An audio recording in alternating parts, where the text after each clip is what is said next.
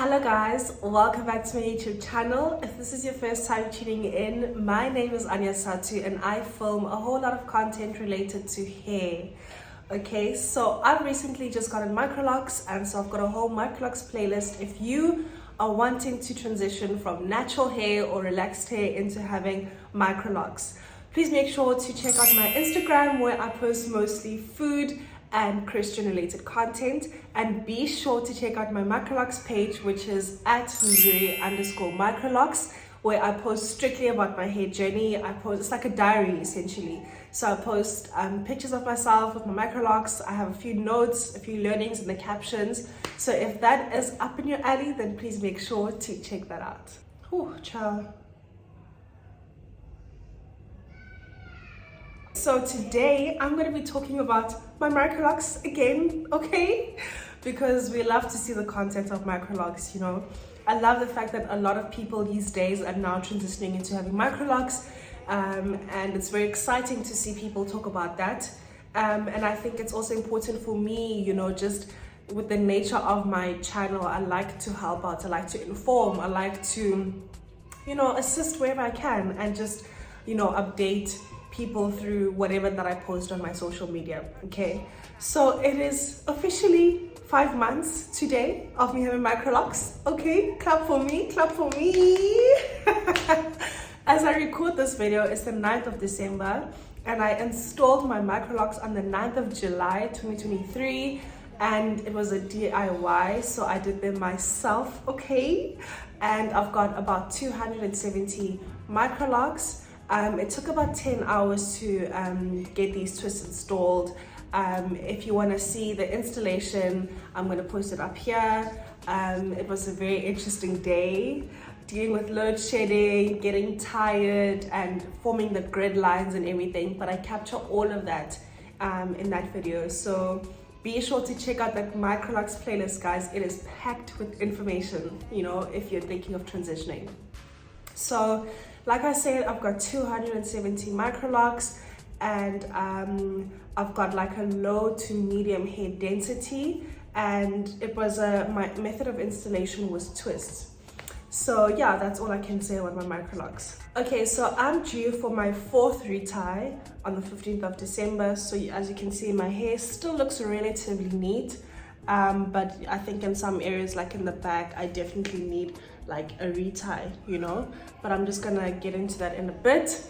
So I just want to inform you of the changes that I've seen in my hair ever since I got the twist installed. I want to inform you on the definitions, on things to look out for, on my day-to-day routine and what has changed, my wash day routine, the products that I apply, because this is really important for you to know if you are considering having microlocks. Your routine changes completely from, you know, when you're loose natural into having microlocks. Okay, so if this in any way interests you, which I'm sure it does, then please make sure to like, share, comment, subscribe. It really helps my video more than you think and more than you know. So let's get into it.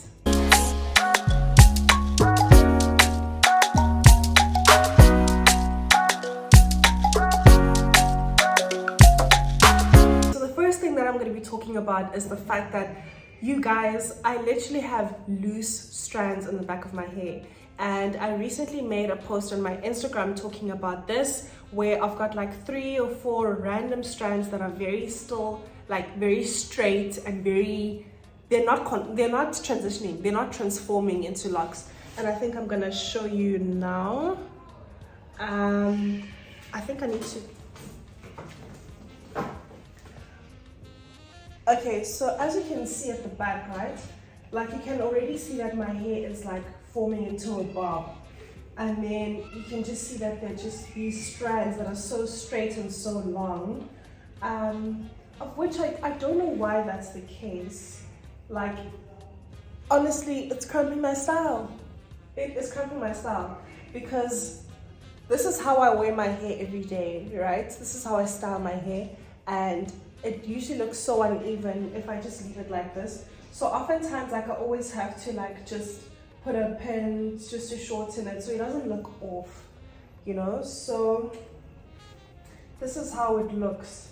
Like, it's still so straight, It's literally not shrinking. It's not swelling up. It's honestly just bothering me. It's honestly just bothering me because I think it actually might be from heat damage, right? From when it was a loose natural.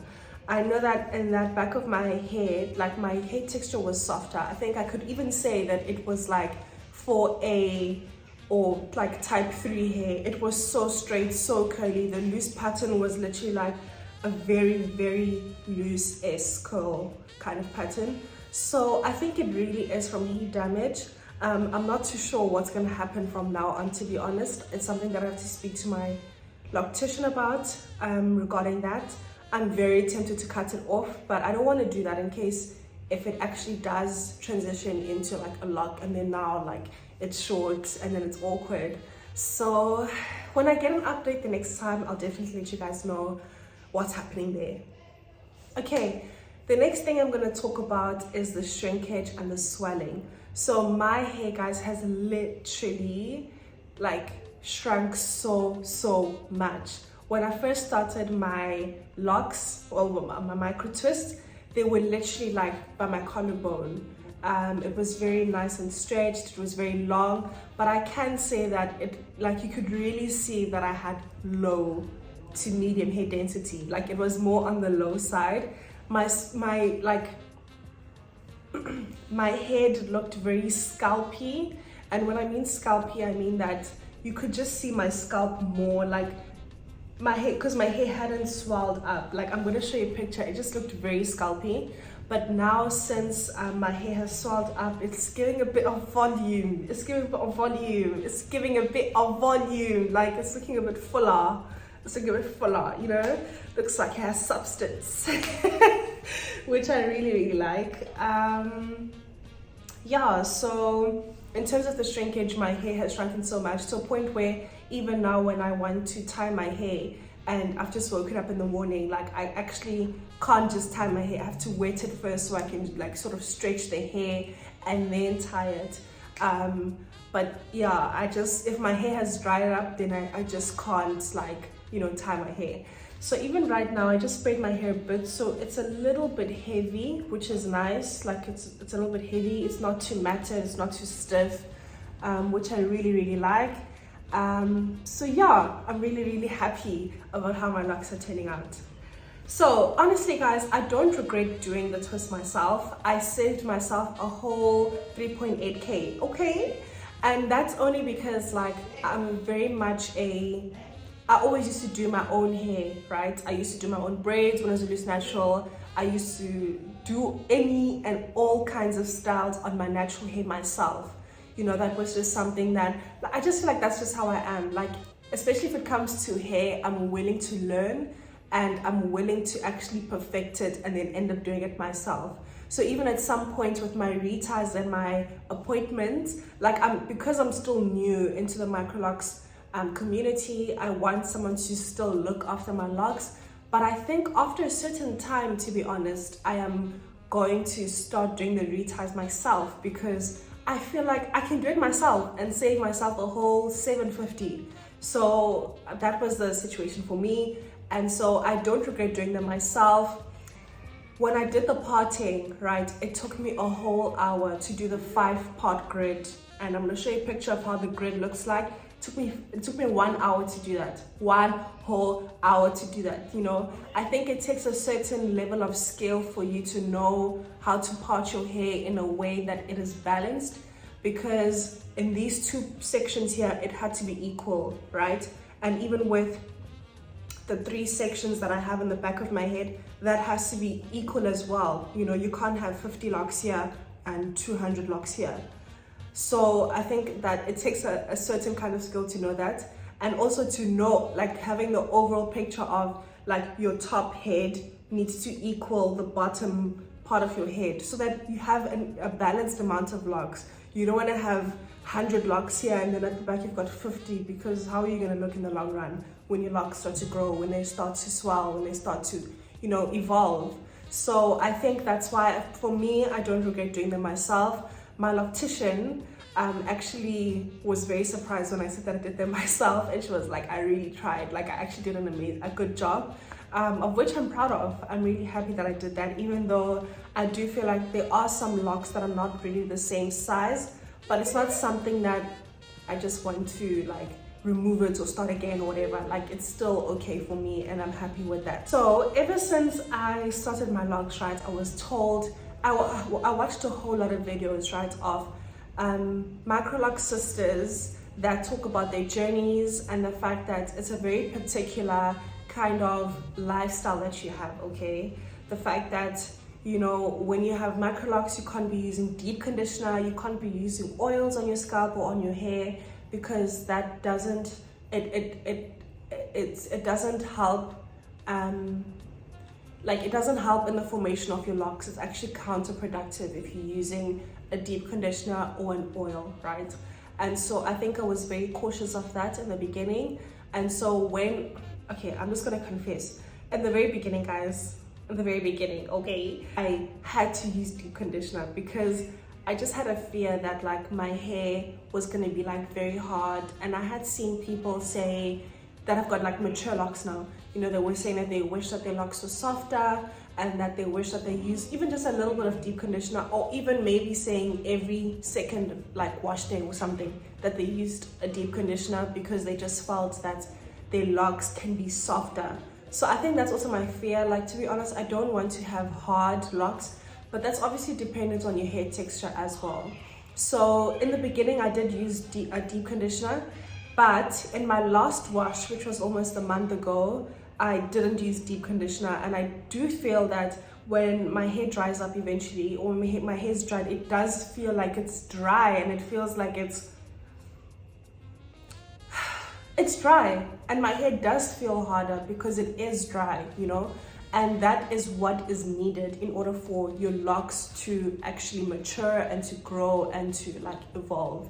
So I did suffer from having like a dry scalp in the beginning, and with some people they said you just have to deal with it. You just have to deal with it. And I'm just like, fam, like I cannot, because once my scalp gets dry, my scalp starts to flake, and it's not nice like to see. I think it makes your hair look dirty, and it's just not nice when you're scratching your hair and you're like, it's flaking onto your clothes or whatever. Like, it really just isn't nice, you know. And so I was just like, okay, I'm just gonna put oil, but maybe every like week, every like, so let's say if I wash my hair every 2 weeks, right? So that's when I apply the oil, right? So essentially I'm only putting oil twice on my scalp, and I don't even necessarily put it on my hair, it's just on my scalp.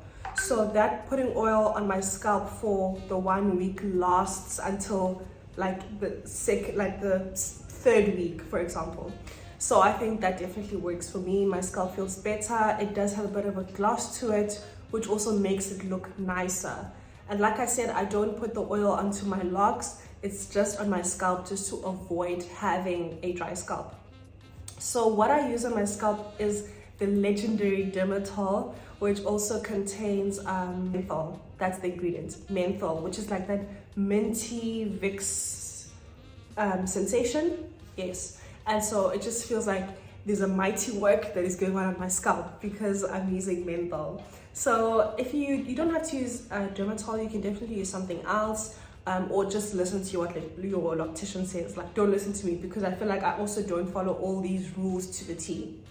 Other random things that I've noticed is that, child, I've had my first piece of lint in my hair. Like, I had it at the back of my hair, and you know, to be honest guys, having microlocks doesn't mean that you need to be careless now with your routine. Like, you still have to wear a satin scarf or a satin bonnet, you still have to cover your head, you still have to braid and band. Oh Lord, and I need to confess to that, guys. Like, I got so over braiding and banding, and I think I only did that like 4 times, and I actually realized that braiding and banding helps prevent bunching, of which I'm going to speak to in the next segment. But so it's very necessary for you to braid and band your hair if you're still a beginner. And my locks are still very much newborns. Like, I mean, it's only been 5 months, so my locks are still babies, so I need to be making sure that I braid and band my hair.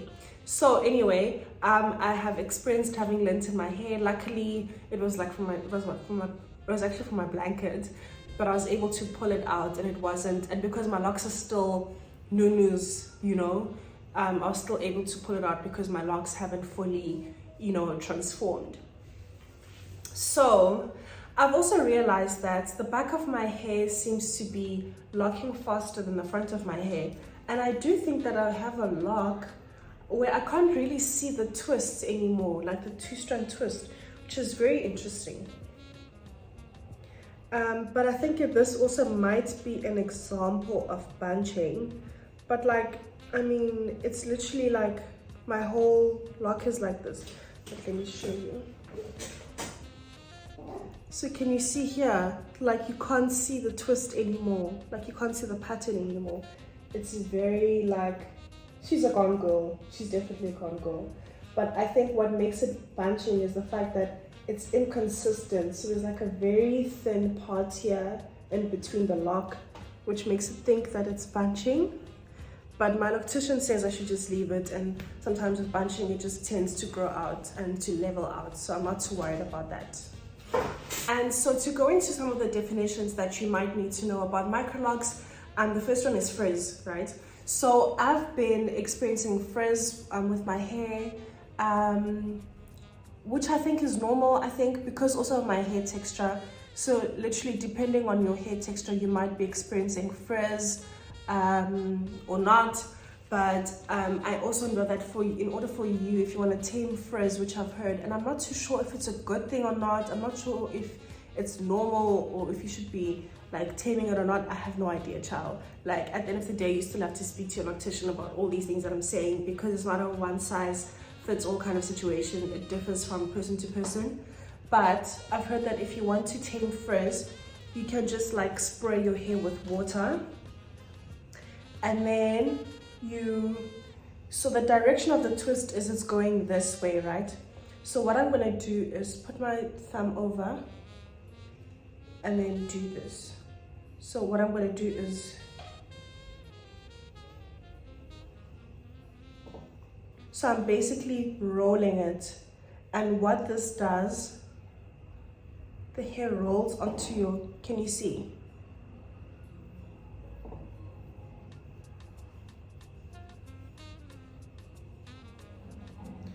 So can you see how the frizz has already been tamed there? So that's how you manage frizz. I think I want to show you another example. You can see how nice that is. There's no frizz there. If you look at this, there's frizz here. There's frizz here. So I think I'm also just going to go into my definition of bunching so I can just show you as well at the same time. There wasn't really a set definition of what bunching is, but from my understanding, it's when there are gaps in your hair strands, right? And your hair is trying to like lock, obviously. And because there are gaps in that, you'll find that there's like little lumps that form because of that. Or it could be because of like, it could be because of your hair texture. Depending on the type of texture that you have, you could be less or more prone to bunching. This is also dependent on your technique of your installation. So if you did the palm rolling technique, or if you did twists, or if you did the interlocking method, or the three-strand braid. If you've done twisting, it could mean that you're more prone to bunching compared to someone who has done the interlocking, for example. It's when your hair essentially bunches together. And I'm not too sure if at what point it gets too bad, because I've seen some people leave it and then it like evens out, or some people end up having to use like that like tool to like try like fix the bunching and to like stretch the hair out again, and for that formation to take its place again in the correct way that it needs to. So for example, I've had bunching because I did the twist method of installation, but I think it's also because I haven't been braiding and banding. So for example, this is how bunching looks like. So you can see there's been very small bumps that have been formed here because of that. I want to show you. Okay, I haven't had bunching here.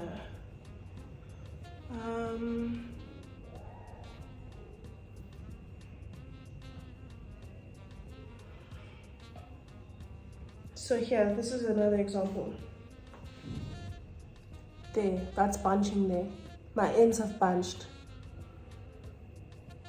There we go. So that's bunching. But I mean, I'm leaving this. I don't know what, like I said, at what point where it becomes a concern. But yeah, that's how my hair looks like. Here's another one. Bunching here. You can see here, bunching. That's bunching. There.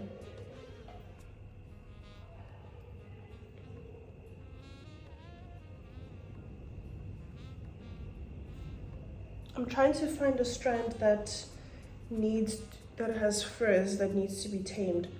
Oh, here's one. So here you go. Can you see how that looks like? This frizz there. So what we do is to tame the frizz. You don't get rid of frizz, you tame the frizz, right?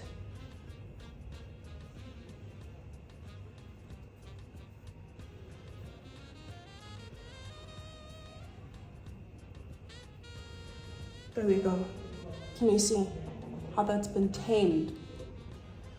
So that's that. Okay, so I'm hoping that those two definitions make sense. I've explained frizz and taming the frizz. I've also explained bunching. So another thing that I've also noticed is that I have a lot of small knots at my ends, which apparently is part of the process, is part of the locking that your hair needs to endure or go through. So on this side of my head, I don't really have, I have here at the end. So they're like very small, like little knots at the end of my hair. Like I said, I don't think it's something of concern. To be honest, my loctician hasn't said anything. But if there are any locticians watching this video, please comment down below so that I can also know and learn if it's something that I need to be concerned about. But I do have quite a small, I think it's the ones mostly at the back here. Yeah, like you can see there. I've got a very small knot there. I've got a very small knot there. I don't know if you can see it, but there. But yeah, that's that. And then another thing is that I also have marrying of the roots. So when they say marrying of the roots, right, that means that when your hair from your roots are growing out and you've got two strands, right, that are coming from the same scalp, right, or the same base, the hair tends to marry, and when it grows out, it forms it's like the base is one, but it's got two strands, like two twists, that's the correct word. So you have to separate it so it can be two individual micro twists. So for example, I know that I've got, and that usually happens, and you know that you're actually probably due for a retie soon. Okay, I can't find it now, but that's what, when they say marrying at the roots, that's what it means. Or even if your strands like this, they can just marry at the, maybe the ends come together. You know, that's why it's important for you when you wake up, you don't have to fidget with your hair, but just run your hands through your hair so that you avoid the marrying. Okay, so the next definition is slippage. So slippage is something that you may come across when someone describes that they're prone to slippage, and this also depends on the texture of your hair. So for me, that has a softer hair texture. So when I was a loose natural, my hair texture was like 4B and some parts 4A, means that I was more prone to slippage. And that is also a directive on the type of technique that you should maybe go into when you get your microlocks installed. So if you've got fine textured hair, then maybe you should be doing the interlocking technique. You don't have to. I did the 2-strand twist, it was still fine, but I experienced a lot of slippage.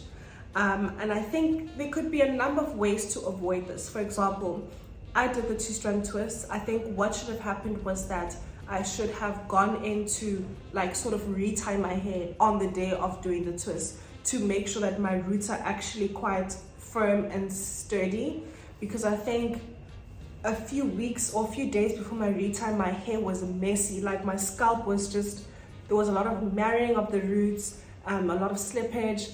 These, oh guys, these two here keep on like unraveling. Even after reties, they keep on unraveling. So what I've done is, or what I continue to do, child, is that I always tend to just do the 3-strand twist, and then as it starts to like unravel here, I just interlock it so that I can just avoid having to braid it over and over and over again. So that's what slippage is. Slippage is when your hair unties itself completely. It's when the twists unravel, and that could be avoided by braiding and banding when you wash your hair. This could be also avoided by using a satin scarf rather than a bonnet. This could be avoided by not using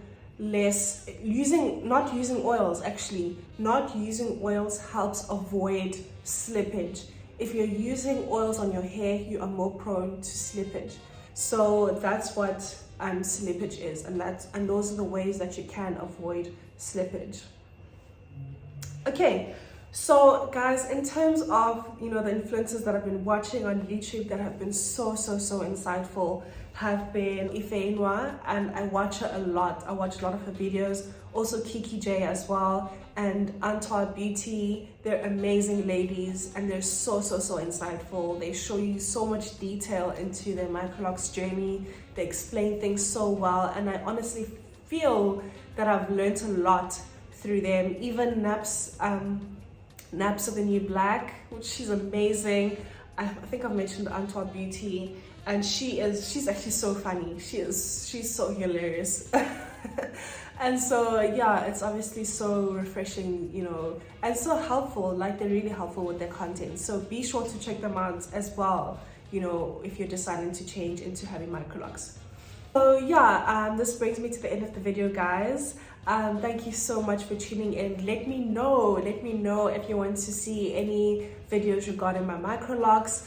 I can't believe that today is the 5-month mark that I've had microlocks. So it's insane. But I'm happy that I've made this decision. I haven't even thought about my natural hair once. Like, I have not, and it's just crazy. I'm enjoying it. My routine is very minimalistic. I don't have to worry about so many things, and I'm enjoying this process. I'm enjoying this process of learning, of seeing my locks transform, literally, from not having volume to having so much volume. And it's definitely very exciting to see this. So I think I'm just going to give you a 360 of how my locks are looking like.